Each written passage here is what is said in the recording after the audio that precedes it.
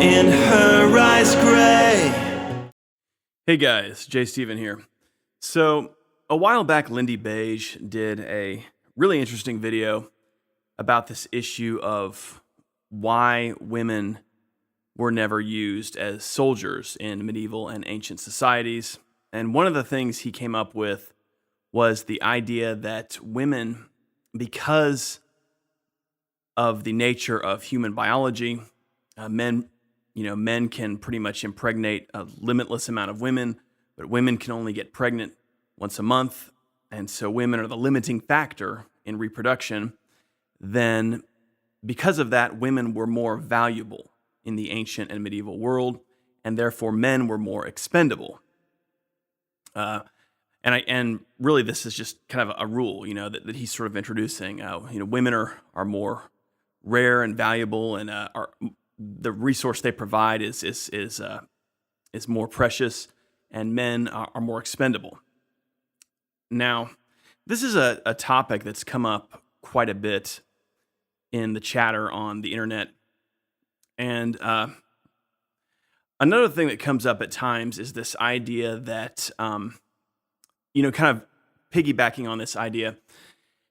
So men are more expendable. Well, if a society, like one thing you will always hear in these discussions is people will say, well, if a society loses, almost all of its men and just only a few men are left, but it still has a lot of women, then those few men can impregnate all those women and restore the society. And so this is kind of how the argument goes. Now, what I want to do today is take a look at these concepts and sort of judge them against the historical realities of the medieval world. I really can't speak in much detail on a lot of history here. I'm going to talk specifically about my area of history, my area of expertise, and that is the High Middle Ages, the 11th through 13th centuries. This is the period of time I'm very interested in, and the period of time I have overwhelmingly spent my life studying. And I want to look at these concepts very closely within that period of time in the history of the Mediterranean world and, Western Christendom. Now, I certainly don't mean to diss LindyBeige or any of the various commentators who've brought up this issue and maybe argued for this point. LindyBeige is a favorite channel of mine, actually, and he does great content. Really what I want to do is just maybe advance the discussion a bit and perhaps bring some new ideas to the table.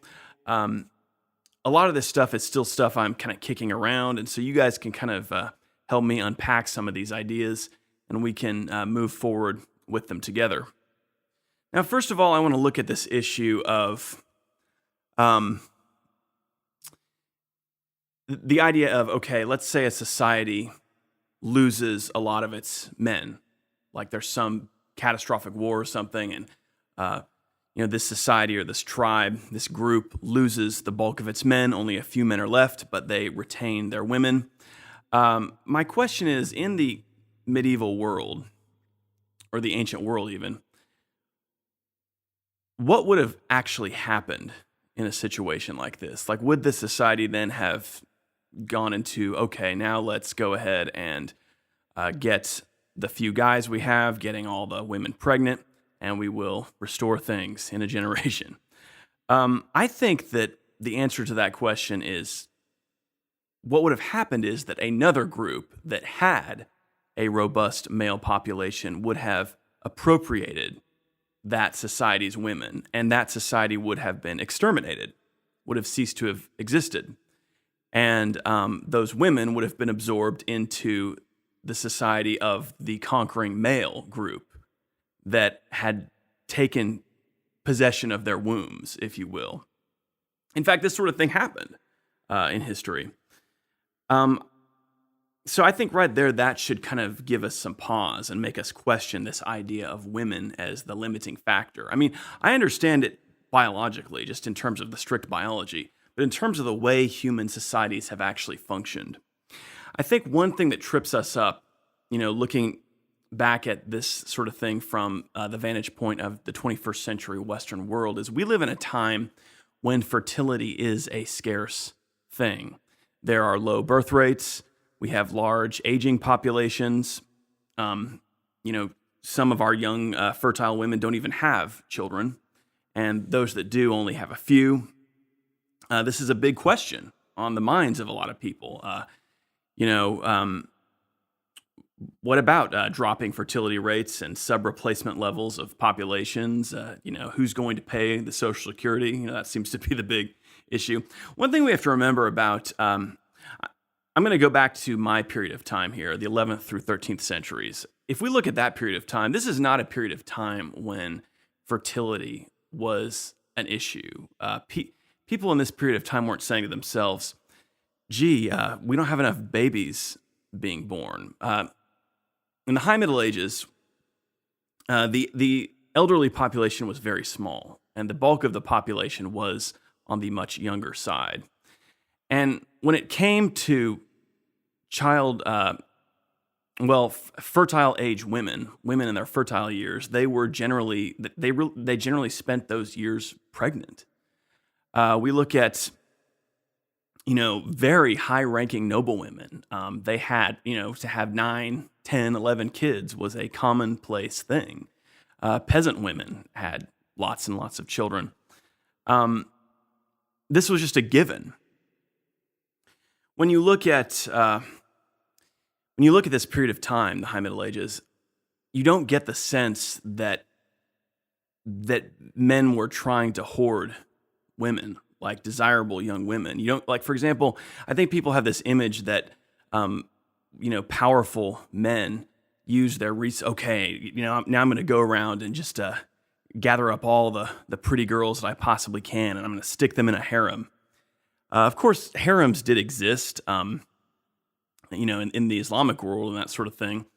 But yeah, you don't get this sense, you know, I don't get the sense that even in the Muslim world or in the Christian world, that there was some sort of, you know, shortage of women or some sense that young, desirable women were a scarce commodity to be appropriated and hoarded, and for their fertility to be kind of, you know, grabbed up before it ran out. You know, that does not seem to be the vibe that you get from this period of time. In the medieval Christian Latin West, for example, there was an abundance of young women. One saying from this period of time was that only God knows the number of women religious, and that was referring to the fact that there were just absolutely just enormous communities of women who had consecrated themselves to be nuns, you know, to take the habit. You know, women in these religious communities. There's just huge numbers of them. You know, Christianity was very large and very important, and a lot of you know, noble women, you know, women from noble families. I mean, again, as I said earlier, your average high-ranking noble woman, I mean, she birthed a lot of children, and usually one or two of her daughters ended up in a monastery. Some of these, you know, women ended up as abbesses and that sort of thing. And then, of course, there were men going into that profession as well. There were men becoming monks and doing that. But I think, you know, we just have to kind of realize what this would have been like. I mean, think about women through their fertile years spending that pretty much all of that time pregnant. You know, you have one baby, then you have another baby. And this wasn't an accident either. This was something that was done intentionally too with the nobility. And one of the reasons for that was not to produce daughters, but to produce sons. I think that when you study this period of time, one undeniable conclusion you have to reach is that aristocrats were very interested in having sons, and oftentimes the more the better, because that helped guarantee the line. Sometimes that could introduce problems as well, because you could have conflicts between sons. But you know, we think about Henry II of England and Eleanor of Aquitaine. Well, they had a lot of sons. They had a fair number of daughters too, but you know, they had a lot of sons, and this was something they were quite happy about, and they didn't stop having sons. You know, when they had a few, they kept having them. And again, you could have this issue of, sons from a high-born family quarreling with each other over the inheritance, and this definitely happened in the case of Henry II and his sons. However, for a good chunk of Henry II's reign, he actually used his sons to help rule his very vast empire, the Angevin Empire. Richard was the Duke of Aquitaine. His son Geoffrey ruled over Brittany, and he used his sons to kind of help bolster his government and enforce his government all across these vast lands. And this points to something that was very important in the medieval world, and that was the issue of dynasty. This was an era when dynasty and family lineage were very important, and households, or these extended houses, these large dynastic families, had a big impact, and large dynasties, large families that had a lot of strong, capable male members could be very successful. And this is bringing me to a very important point, I think, and that is when you look at the High Middle Ages, the thing you notice is that if there is a limiting factor, it actually appears to be males. In a very important way. I'm not talking biologically here, but just in terms of the way the society functioned, politically. Men, especially young, strong warriors, were the limiting factor, because the number of strong males you had, strong young warriors, that determined the sort of power you would have. We look at our age today, and we live in an age when the old rule, right? Like young people kind of have to claw their way to the top, and we have all these old geezers kind of, running things. But the Middle Ages, the older you got, there could be a sort of insecurity in your position as you got older. This was very much an age that loved the strong young warrior prince. Of course, there's a lot of older kings, and they were very respected, and they ruled to a ripe old age. That did happen, but of course they had their son who was the prince. If they didn't, that could be kind of a tough situation. Think of King Baldwin II of Jerusalem. He had 4 daughters, and as he got into his older years, this was a source of anxiety for him. He made arrangements to be sure that his daughter would have a very high-ranking and capable husband who would help ensure that his dynastic line would continue. So the thing that you really wanted in the Middle Ages is you wanted warriors. You wanted men who knew how to fight, and you wanted them to be loyal to you and to each other. So you can see how this worked. And I think it's difficult for us to imagine this in our world today. We don't understand the way that the medieval world was governed, but the importance of having strong warriors was just enormous. We look at a group like the Normans, for example. Robert Guiscard and various Norman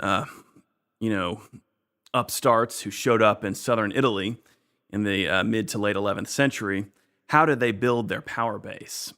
Well, they did it by having a lot of really tough Norman guys around them, young guys. I mean, a lot of these guys were teenagers, but they were fighters, and they were great fighters. Knights during this period of time, and from a more kind of rough and tumble age like the 11th century into a more organized and standardized century like the 13th century, knights were just an enormously important resource. They were, in a lot of ways, the crucial resource for the nobility. A lot of money went into their education. A lot of money went into equipping them and teaching them how to fight in this complex way that warriors fought in the High Middle Ages. The cavalry formations, the cavalry charge, melee combat, the use of all these different types of weaponry, the maintenance of arms and armor. all these things were part of an enormous system, and tremendous resources went into equipping and deploying knights in the society. One place where we can really see this made manifest is in the Kingdom of Jerusalem, or the Crusader states.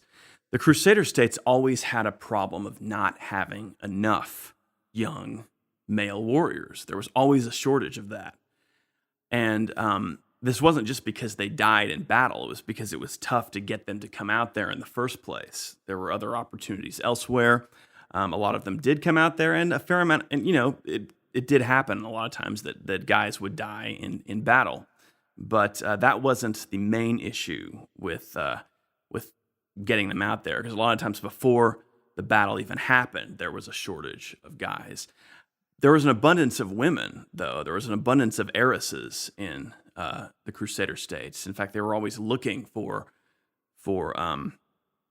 young aristocratic noblemen to come out there and marry these heiresses. So, if you were a young, capable knight in the High Middle Ages, and you head out to the Crusader states, you could easily have a very good life for yourself. You could have your pick of a variety of heiresses. So to me, this brings us back to an earlier point that I discussed, and that is, what happens to a society that loses the bulk of its men, the bulk of its young men? It just has a few men left and then a lot of women. That society loses. They lose the game in this period of time. They get conquered.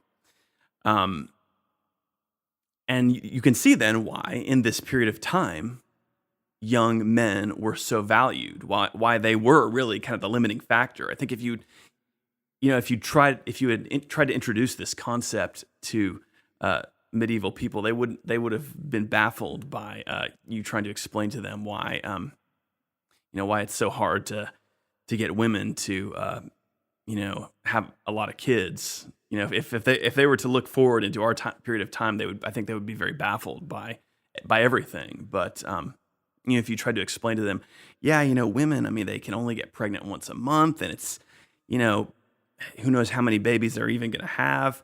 I think, they would have just looked at you like very strangely, like, what are you talking about? Women get pregnant. That's what happens. That's what happened in their culture. The women were pregnant all the time, until they couldn't be pregnant. So this is why in the medieval world, there was this emphasis on wanting to have, knights, why strong young men were so important. Because if you didn't have them, then you would be that society that loses. The one without strong young warriors is the one that gets conquered.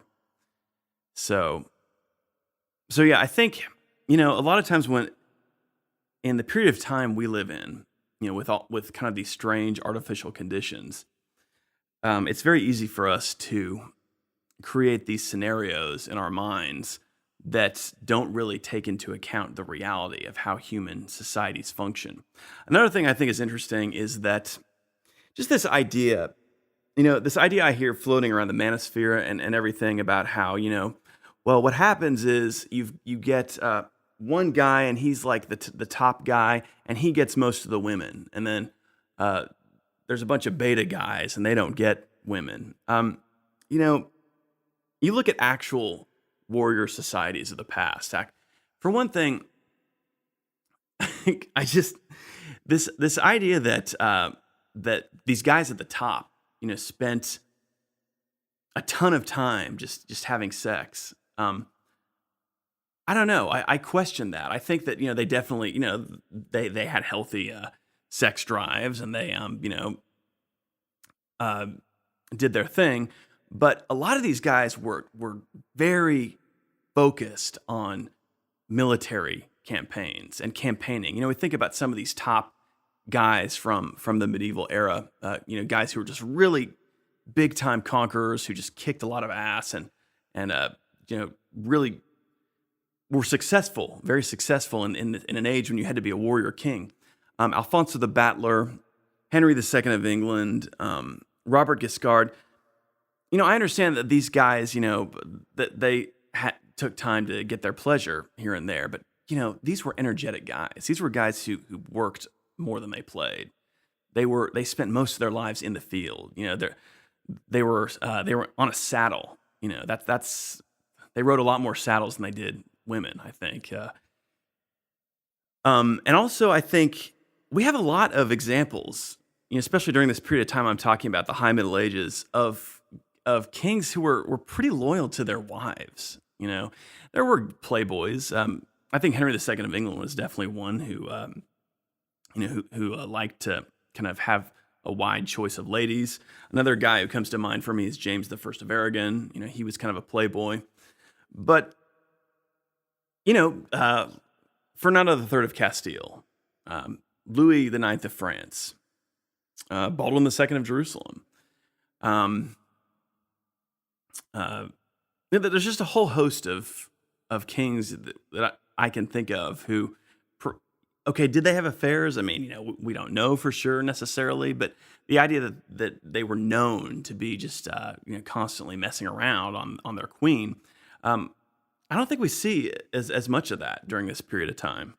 I think part of this is that Christianity was taken so seriously during this period of time, and there were a lot of this was kind of the height of the concept of Christendom, and a lot of the secular rulers were kind of taking their spiritual life seriously and were taking their marital vows seriously. I think later on in European history, you see much less of this. But anyway, that's a little bit of an aside.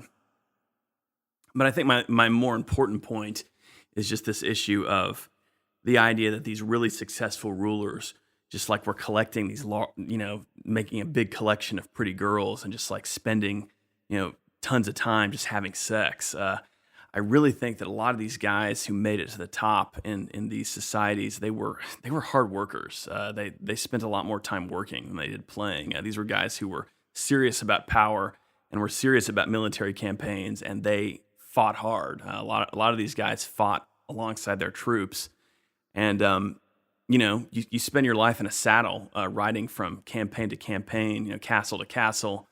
I'm sure there's time here and there for a little fun, but I don't see a lot of evidence that these guys, were leading these kind of decadent lives of, I'm an alpha male, so I'm gonna relish in all this glorious young flesh. I mean, I think you see a lot more. What got these guys to these positions in the first place was, just absolutely relentless activity. So just some thoughts there. I hope you guys enjoyed this little discussion. I hope it's been thought-provoking, and hopefully this conversation will continue. What are some issues you see with the points I brought up here? What points do you think are correct?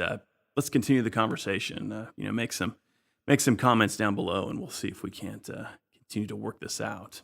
See all our days, our children she bore, churches that she